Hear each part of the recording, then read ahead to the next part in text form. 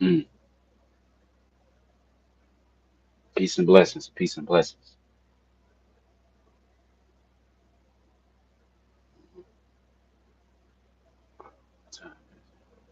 Hey.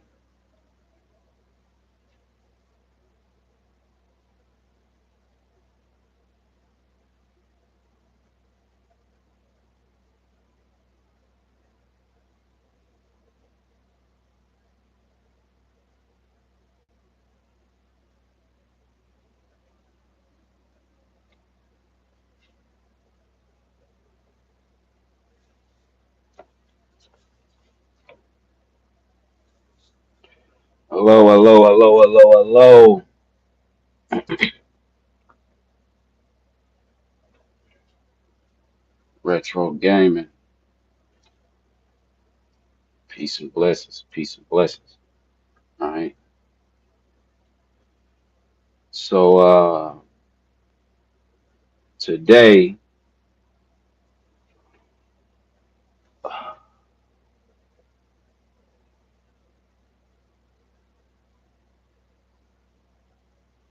if I would delete something from my existence, what is it? I wouldn't delete anything. I wouldn't delete anything from my existence. Wouldn't delete anything. Uh, don't want that power. Today I'm going to show some evidence, right? Give you guys a little historical background.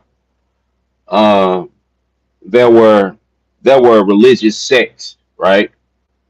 This is not talked about in history. There were religious sects going on at the time of Christ that were historically and documentally written down.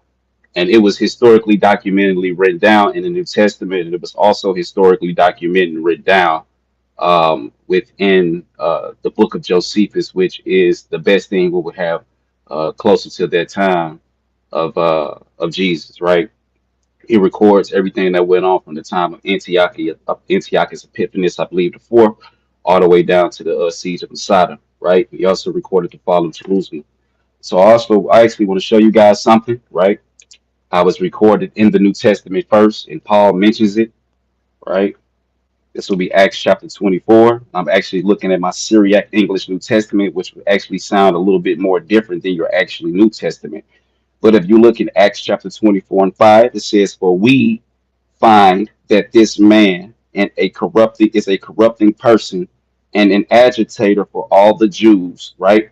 In all the earth. For he is a leader of the teaching of the Nazarenes. For he is a leader of the teaching of the Nazarenes." And so this is very important, right? Because a lot of people do not know the history that's going on in the New Testament. People are aware that Jesus is just this man walking around as Jesus himself, but in reality, he belonged to a certain sect. And this sect goes all the way back to they suppose the Dead Sea Scrolls, and the Dead Sea Scrolls goes back to Enoch. And Enoch is actually, they believe, the procurator of the sect of the Nazarenes, or what they call the Essenes. And now we're going to actually go into the book of Josephus to show that Josephus actually took in account of this sect, right? And so a lot of Christians don't know. If you ask Christians, uh, what was that? If you ask Christians what sect Jesus belonged to, a lot of them wouldn't be able to tell you. Also, if you look in the book of Acts, it tells you that they were not called Christians until they reached a town called Antioch. So what were they called? Most people would say the Way, but historically they went by names such as the Nazarenes, the Nazarenes, the Ebionites, or the Essenes.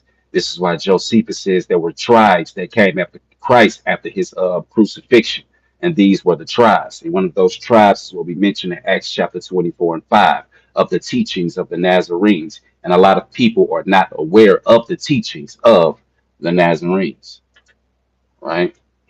So I'm going to actually show in Josephus.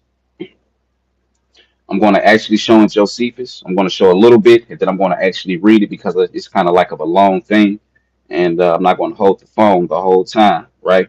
So I'm going to show you what Josephus says. This is the book of Josephus. You guys can go and look this up for yourself, right? It's called the Works of Josephus, right? This will actually be book two of the Jewish Wars, chapter eight. We're actually in chapter eight, book two of the Jewish Wars, and Josephus records the sects that were in that time. For he says, for there are three philosophical sects amongst the Jews, right? The followers of the first, in which you guys know, were are the Pharisees. Of the second, the Sadducees, and the third sect, who pretends to a severer discipline, are called Essenes. As you can see, he calls them Essenes, but according to the New Testament, Paul, they mention them as Nazarenes. Okay, so for all the Jews in all the earth, for he is a leader of the teaching of the Nazarenes, and at the time of Christ and after Christ, right, and before Christ, there was a teaching going around which they believed to be the Nazarenes, or what we call the Essenes, which actually goes to the Dead Sea Scrolls, right? And we may hop in that later, okay? So now what I'm going to do is, right, peace and blessings. So now what I'm going to do is I'm going to go ahead and read what it says about the Essenes, and we'll show you how their way and communal way of living and lifestyle actually goes back to the ways and the teachings of Christ. And these will be the teachings of the Nazarenes, or what they call the teachings of the Essenes or Ebionites. So this is what it says, right? These Essenes reject pleasures as an evil, but esteem continence as the conquest over our passions to be virtue. They neglect wedlock, but choose out other persons' children's while they are pliable and fit for learning, and esteem them to be of their kindred, and form them according to their own manners. They do not absolutely deny the fitness of marriage and the succession of mankind thereby continued, but they guard against the lascivious behavior of women, and are persuaded that none of them preserve their fidelity to one man. All right, all praise. So we can see that these are scenes. Um, they don't deny marriage, but they do deny marriage only for the simple fact they don't believe that women uh, preserve their fidelity to one man, and so they choose out other people's children who are pliable for learning. They bring them inside the sect, and they raise them according to the teachings of the Nazarene or the Essene way. This is how they operated, right? And then we also go inside another Essene sect. They're all Essenes, but actually only defer in that part of the teaching as far as not marrying. You had Essenes that do marry, and you had Essenes that don't marry. This is also why you see in the scripture where Christ says there were those who became eunuchs for the kingdom of heaven. And this was a spiritual thing, meaning there are those who became celibate for the kingdom of heaven, right? And this would be the Essene sect. Here we go. It says, these men are despisers of riches, and so very communicative as raises our admiration. Nor is there any one to be found amongst them who hath more than another. For it is a law amongst them that those who come to them must let what they have in common to the whole order, inasmuch that amongst them all there is no appearance of poverty or excess of riches. For everyone's possessions are intermingled with every other's possessions, and so there is, as it were, one patrimony amongst all the brethren, right? Peace and blessings. So, with that being said, we can break that down. We can actually show that in scripture. Remember, we talked about that last time. They shared everything in common. Nobody had more than another, and they brought all their possessions inside the sect. And we can see this inside the Dead Sea Scrolls, and we can also see this inside the New Testament in the Book of Acts. And I'll go ahead and show it, and we'll continue on. All right. Peace and blessings to everybody that's listening. All right. You must understand history. You will not understand the Bible if you don't understand the historicity of it. Okay. So here we are. I'll start at Acts chapter 2 and I'll start at 37. Right. So it says, when they heard these things, they were wounded in their hearts and said to Simon and the rest of the apostles, brothers and sisters, all right, what should we do? Simon said to them, repent and be baptized, each one of you in the name of the Lord Jesus, for the forgiveness of sins, so that you may receive the gift of the Holy Spirit. For there is a promise to you and your children and to all those who are far away, those whom God will call. With many other words, he testified them, right? And beseeched them, saying, save yourself from the corrupt generation. Some of them readily received his word and believed and were baptized. On that day, about 3,000 souls were added. They persisted in the teaching of the apostles and shared in prayer and in the breaking of the bread in the Eucharist. Fear was with every soul, and many signs and deeds happened through the apostles in Jerusalem. All those who believed were together, and everything that they had was held in common. You see that everything that they had was held in common. Those who had some possession sold it and distributed it to each person according to what he needed. Right.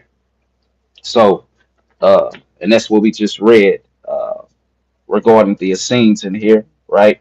So it says, "For it is a law amongst them that those who come to them let what they have be in common to the whole order, inasmuch that amongst them all there is no appearance of poverty or excess of riches." Right? So this is what we're reading, and I believe we also read the same thing in the Dead Sea Scrolls, and I'll actually show the same thing in the Dead Sea Scrolls where they had things in common when they came inside the order, right? Peace and blessings. Here we go. And this is in the Dead Sea Scrolls, right? Agreeing with Josephus in Acts chapter 2. All those who freely devote themselves to its truth shall bring all their knowledge, powers, and possessions into the community of God, that they may purify their knowledge in truth of God's concept, orders that, and sorry, God's precepts, and order their powers according to his ways, right? Of perfection, all their possessions, right? According to his righteousness. They shall not depart from any command of God concerning times. They shall neither be early nor late for their appointed times. They shall stray neither to the right nor to the left of any of his true precepts, all right? So this is them entering inside the community with all their possessions, right? Uh, Trying to see if it says it anywhere else. Uh, it might say it somewhere else too, I believe. Just have to find it. I'll probably get it later on.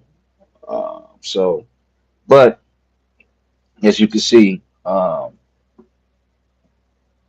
those who entered came in with their possessions and had everything in common, right?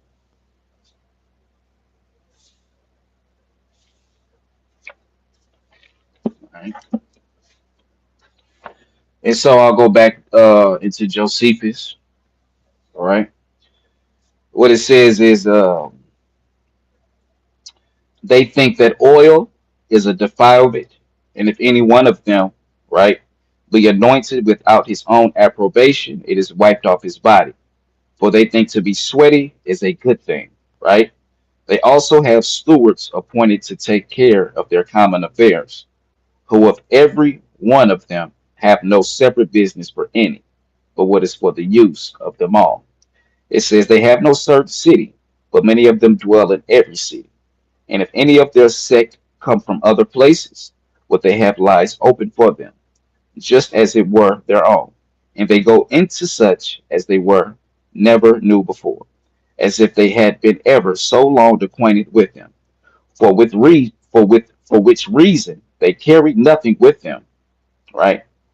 When they travel into remote parts, though they still take their weapons with them for fear of thieves. Accordingly, there is in every city where they live, right? One appointed particularly to take care of strangers and to provide garments and others' necessities for them. But the habit and management of their bodies is such as children use who are in fear of their masters, nor do they allow the change of garments or of shoes, till they be first entirely torn to pieces or worn out by time.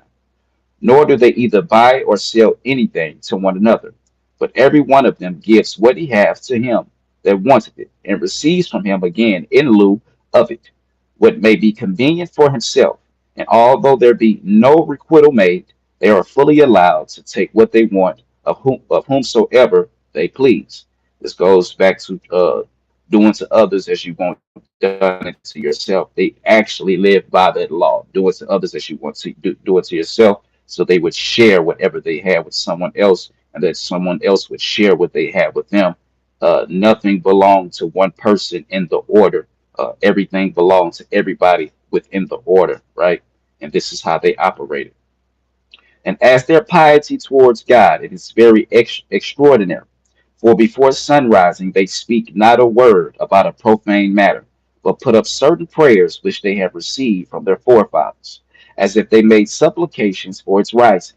After this, every one of them are sent away by their curators to exercise some of those arts wherein they are skilled, in which they labor with great diligence to the fifth hour.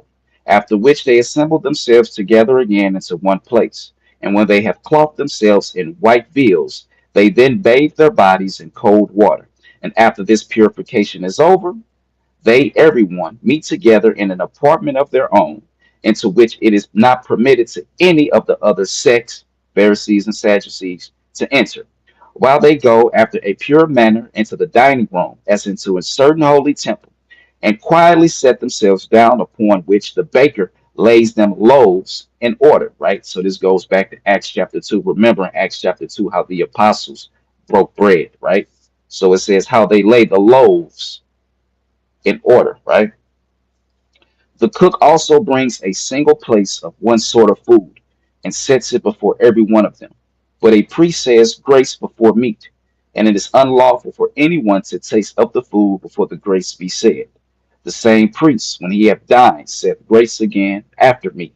And when they begin and when they end, they praise God as that he bestows their food upon them. After which they lay aside their white garments and betake themselves to their labors again until evening. Then they return home to supper, after the same manner. And if there be any strangers there, they sit down with them. Nor is there ever any clamor or disturbance to pollute their house, but they give everyone leave to speak in their turn, which silence thus kept in their house appears to foreigners, appears to foreigners like some tremendous mystery, the cause of which is their perpetual sobriety, that exercise in the same settled measure of meat and drink that is allotted to them, and that such as is abundantly sufficient for them. And truly, as for the other things, they do nothing but according to the injunctions of their curators. Only those two things are done amongst them at everyone's own free will, which are to assist those that want it, and to show mercy. For they are permitted of their own accord to afford succor to such as deserve it when they stand in need of it, and to bestow food on those that are in distress. But they cannot give anything to their kindred without the curators. Peace and blessings. They dispense their anger after a just manner and restrain their passions. They are eminent for fidelity and are ministers of peace.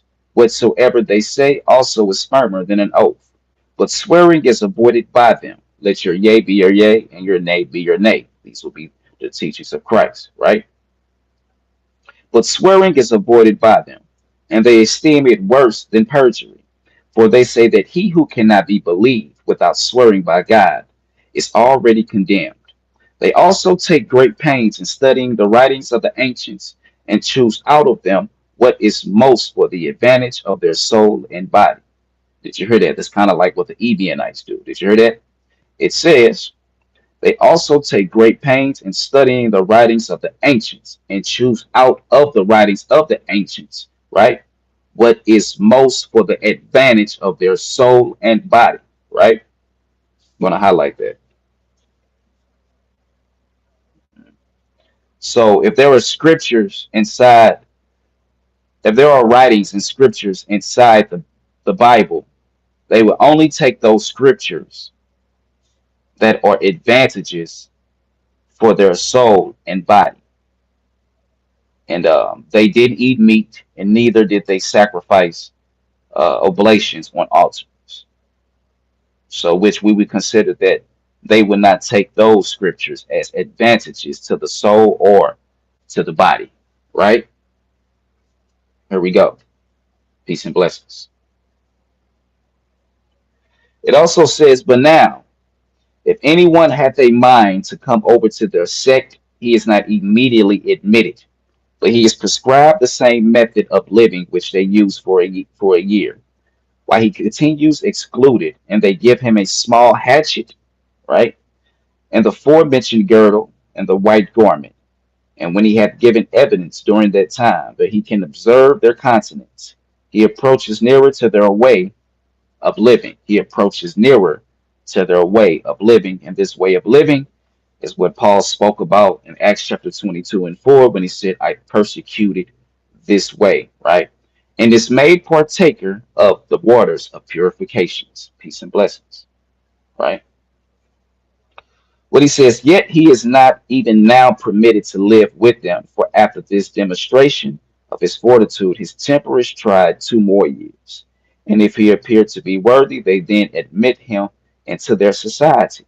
And before his is allowed to touch their common food, he is obliged to take tremendous oaths that, in the first place, he will exercise piety before God, and then that he will observe justice towards men, and that he will do no harm to anyone, either of his own accord or by the command of others, that he will always hate the wicked and be assistant to the righteous, that he will ever show fidelity to all men, especially to those in authority, because no one obtains the government without God's assistance, and that if he be in authority, he will at no time whatever abuse his authority, nor endeavor to outshine his subjects either in his garments or any other finery.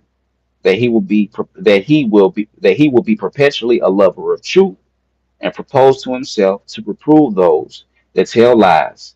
That he will keep his hands clear from theft, and his soul from unlawful gains, and that he will neither conceal anything from those of his own sect, nor discover any of their nor discover any of their doctrines to others. No, not though any would should compel him to do so at the hazard of his life. Moreover, he swears to communicate their doctrines to no one any otherwise than as he received them himself, that he will abstain from robbery, and equally preserve the books belonging to their sex, and the means of the angels, messengers. These are the oaths by which they secure their proselytes to themselves.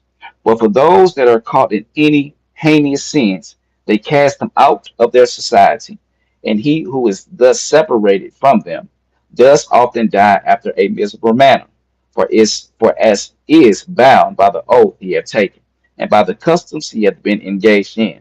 He is not at liberty to partake of the food that he meets with elsewhere, but is forced to eat grass, and to famish his body with hunger till he perish.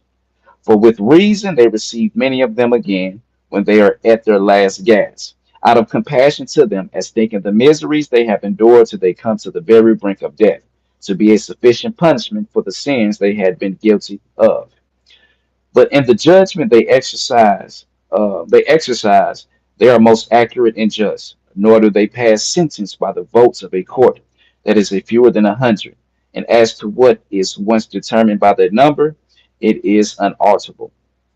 What they most of all honor after God Himself is that the name of their legislator, Moses, whom if anyone blaspheme, he is punished capitally. They also think it is a good thing to obey their elders, right? And we can actually see this in Acts chapter 21, right? When they accuse Paul of apostasy towards the teaching of the laws of Moses, right? So they don't play about the legislation of Moses or blaspheming uh, their procurator, right? These are the Essenes.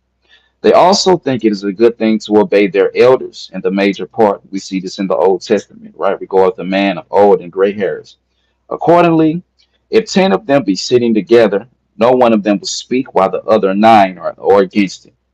They also avoid spitting in the midst of them, right? Or on the right side, right? Moreover, they are stricter than any other of the Jews in resting from their labors on the seventh day. For they not only get their food ready the day before, that they may not be obliged to kindle a fire on that day, but they will not remove any vessel out of their place, nor go to the stool thereon. Nay, on the other days they dig a small pit, a foot deep, with a paddle, which kind of hatchet is given when they are first admitted among them, and covering themselves round with their garment, that they may not affront the divine rays of light, right? So that's how holy that they were. Let me break that down to you. So they gave them hatchets. And so if they need to go to the bathroom and do the number two, they would take the hatchet, they would dig a hole in the dirt. They would use the bathroom and they would cover up the hole in the dirt because they didn't want to disrespect uh, the sun rays, the light of the sun rays. That's how holy that they were, that they wouldn't allow their manure to be shined upon by the sun rays. They didn't want to disrespect the very sun rays, right? That come from the sun. Right? This is how holy and how strict they were about common laws of nature, right? So let's keep going.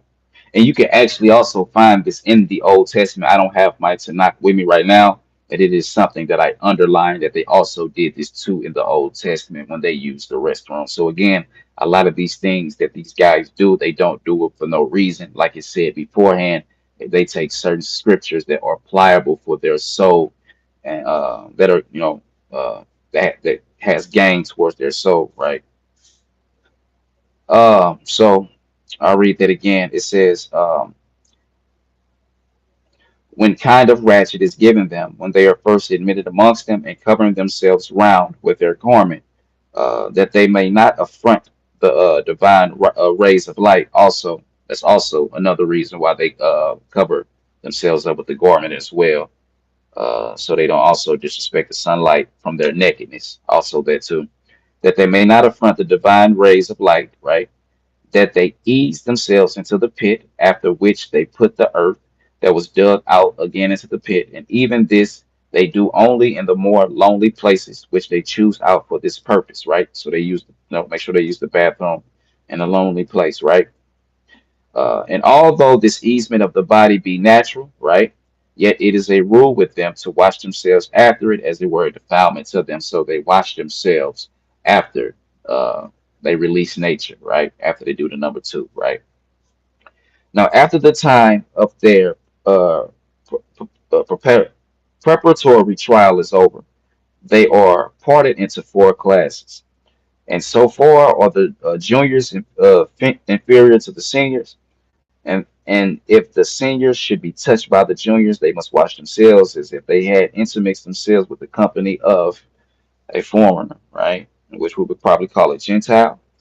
They are long lived also, inasmuch that many of them live above 100 years by means of the simplicity of their diet, right? They live above 100 years by means of the simplicity of their diet. This was a vegan, a vegetarian sect, the Essenes, right? Nay, as I think by means of their regular course of life, they observe also. They condemn the miseries of life and are above gain by the generosity of their mind, and as for death, it will be for their glory. They esteem it better than living always. And indeed, our war with the Romans gave abundant evidence what great souls they had in their trials, wherein, although they were tortured and distorted, burnt and torn to pieces, and went through all kinds of instruments of torment, that they might be forced either to blaspheme their legislator or to eat what was forbidden them, yet could they not be made to do either of them. No, nor once flatter their tormentors or shed a tear, but they smiled in their very pains and laughed those to scorn who inflicted the torments upon them, and resigned up their souls with great alacrity, as expecting to receive them again. For their doctrine is this: their bodies are corruptible, and that the matter they are made of, uh, it is not permanent, right? Peace and blessings. But that the souls are immortal and continue forever, and that they come out of the most subtle air and are united to their bodies as in prisons, and to which they are drawn by a certain natural enticement. But that when they are set free from the bonds of the flesh, they then, as released from a long bondage, rejoice and mount upward.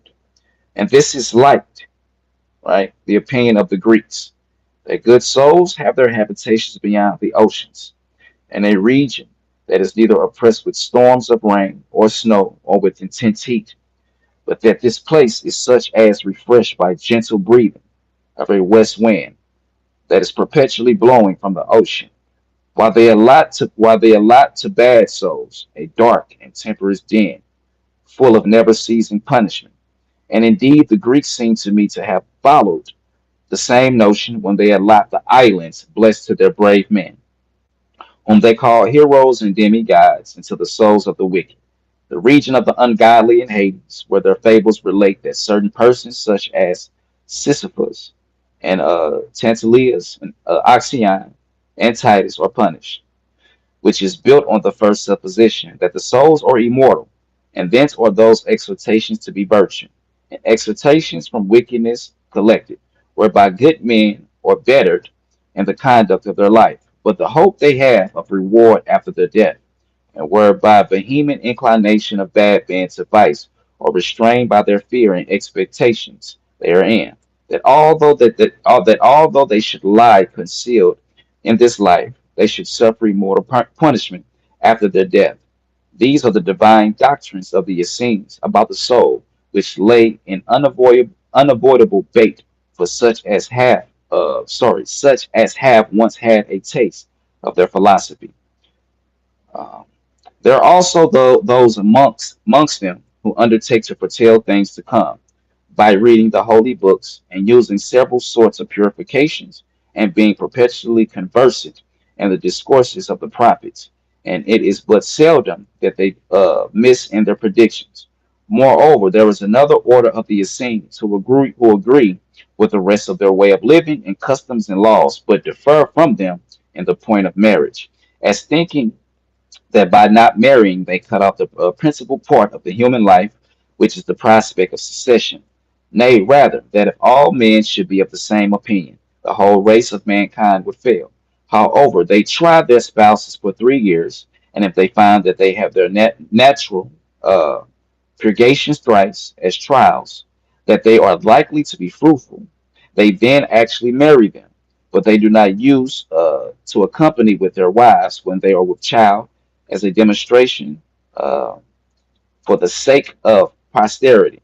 Now the women go into the baths with some of their garments on, as the men do with somewhat girded about them.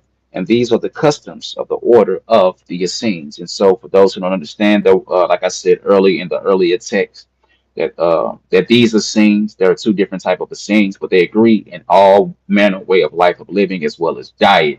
But they don't agree with the succession of marriage. There are Essenes that don't believe in marriage. They don't believe that all women owe their fidelity to one man, but there is a group of Essenes that do believe in marriage on quote unquote the occasion as long as the women are tried for 3 years and they are seen that they are fruitful, and then they marry them. And when they go inside the baths, like the men, they are not naked, they are clothed with white garments, and they go inside these baths, cloths, and they do not live with their wives when they are pregnant for the respect of the Most High to show them that they did not do this out of lust, but so purposely out for posterity. Peace and blessings. All right, let's keep going. Now, what it says is, but then as to the two orders, right, at the first mention, meaning the Pharisees and the Pharisees are those who are esteemed most skillful in the exact uh, explication of their laws and introduce the first sect, right? These ascribe all to their fate or providence into God, and yet allow that to act what is right, or the contrary, is principally in the power of man, although fate does cooperate in every action. They say that all souls are incorruptible, but that the souls of the good men are only removed into other bodies, but that the souls of bad men are subjected to eternal punishment. But the Sadducees are those that compose the second order and take away fate entirely and suppose that God is not concerned in our doing or not doing what is evil. And they say that to act what is good or what is evil is at man's own choice, and that the one or the other belongs so to everyone that they may act as they please. They also take away the belief of the immortal duration of the soul and the punishment and reward in Hades. Moreover, the Pharisees are friendly to one another and are for the exercise of concord uh, and regard for the public. But the behavior of the Sadducees, one towards another, is in some degree wild, and their conversation with those that are of their own party is as barbarous as if they were strangers to them. And this is what I had to say concerning the philosophical sects amongst the Jews. And this was Josephus. All right. Peace and blessings, please. Uh, like, comment, share the live. You guys can also look this information up for yourself. Philo of Alexandria also talks about the sect of the Essenes, as well as other historians. Hippolytus of Rome also talks about the sect of the Essonau or the Esseni, right? They flourished all throughout Jerusalem, flourished all throughout Syria, Palestine, Damascus. These people are well known. It's just that unfortunately, the Gospels and the religions failed to capitalize on them because, and this was done systematically, purposely for a reason. And I'll let you guys figure this out on yourselves, man. Peace and blessings. We did just get done reading Josephus on the three philosophical sects: the Pharisees, Sadducees, and the Essenes. And you guys got any questions, man? Just get back with me and feel freely, and I'll hopefully I can answer them with historical, which answer your questions historically, right? And not give you my basic own interpretations, but allow history and scriptures to read itself to you. And this is what we do. We like to allow the scriptures or any readings to read itself. We don't really do the private interpretations of things. We don't teach in that type of manner. And so, peace and blessings, man.